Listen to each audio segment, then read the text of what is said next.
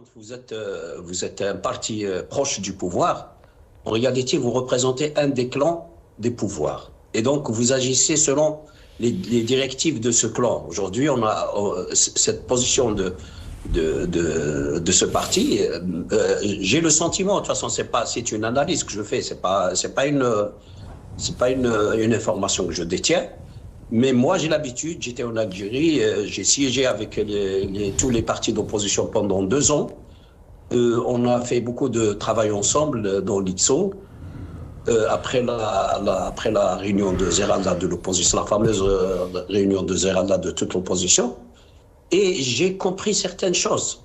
Et parmi les choses que j'ai compris, c'est que beaucoup de partis qui soutiennent le gouvernement, en réalité, c'est des outils entre les mains d'un des clans. Et donc, ils reflètent, quand il y a des critiques de ces partis, en général, ils reflètent le désaccord qu'il peut y avoir entre les clans du pouvoir. C'est-à-dire aujourd'hui, nous pouvons déduire simplement que l'un des clans du pouvoir est en train d'attaquer un autre clan. Et donc, à travers ce parti, à travers l'APS, la guéguerre est en train de s'installer. Ça m'a fait sourire quand ce chef de parti dit que Rada, on le laisse en dernier. Pourquoi tu le laisses en dernier? Pourquoi le Rada d'abord?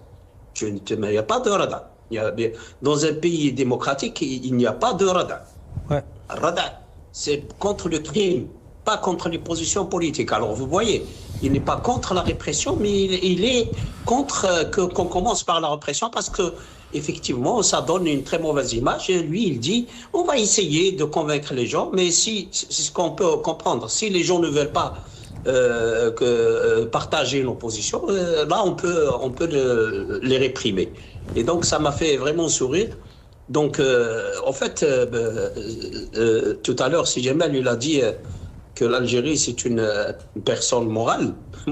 Moi, j'ai envie de dire que l'Algérie, c'est une personne morale, mais qui devient une personne immorale. Nous sommes en train de voir des agissements carrément de voyous au sein des pouvoirs. C'est-à-dire, regardez la lâcheté dans le discours politique de représentants de ce pouvoir au niveau international. La lâcheté, on ne nomme jamais son adversaire parce que on ne veut pas assumer.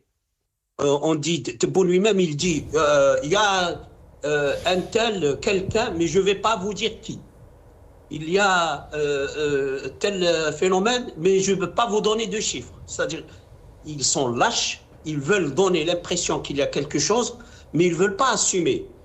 Ils ne désignent jamais. Au niveau international, nous voyons que ce soit sur le plan technique ou politique, les gens qui font des annonces, ça vient après une étude, après une concertation très large, etc. C'est la réelle politique. Et tu parles selon tes moyens, tu ne parles pas selon tes vœux.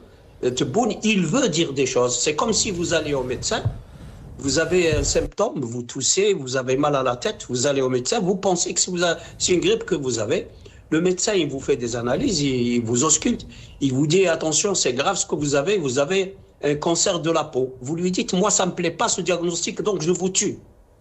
Il ne faut pas que vous me dites ça. C'est exactement le comportement du régime algérien actuel, Tebboune, quand on lui dit attention, ce que vous faites est néfaste.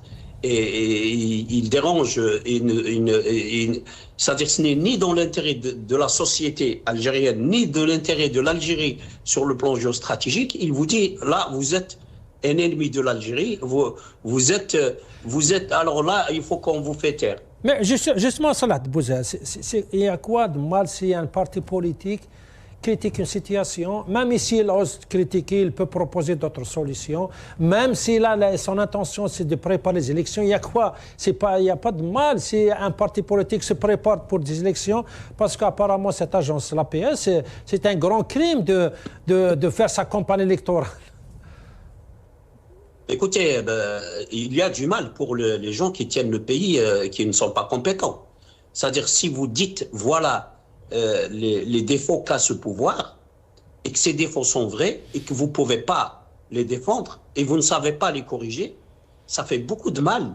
Et donc, avec le temps, soit vous êtes obligé de démissionner, soit vous êtes obligé d'être désavoué par soit la classe politique, soit le clan le plus fort du pouvoir. C'est ça le mal. Moi, je fais une analyse objective.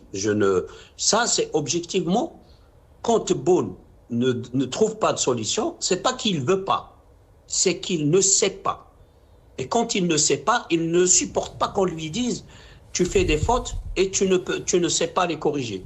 Il veut rester en place. Quand je parle de Tebboune, je parle du clan. Il veut rester en place. Il veut que la situation, que les gens tolèrent son incompétence. Et il ne veut pas qu'on le critique. Et si on le critique, il a des moyens financiers et militaires pour réprimer. Toutes les armées du monde, elles parlent d'armées très fortes par rapport à un danger extérieur. L'armée algérienne, c'est une armée très forte par rapport au peuple. C'est-à-dire l'armée algérienne, quand elle vous dit nous sommes une armée très forte, c'est par rapport aux capacités de répression interne, au niveau international. Moi, j'ai mis beaucoup de réserves sur la capacité de l'armée algérienne à protéger le pays.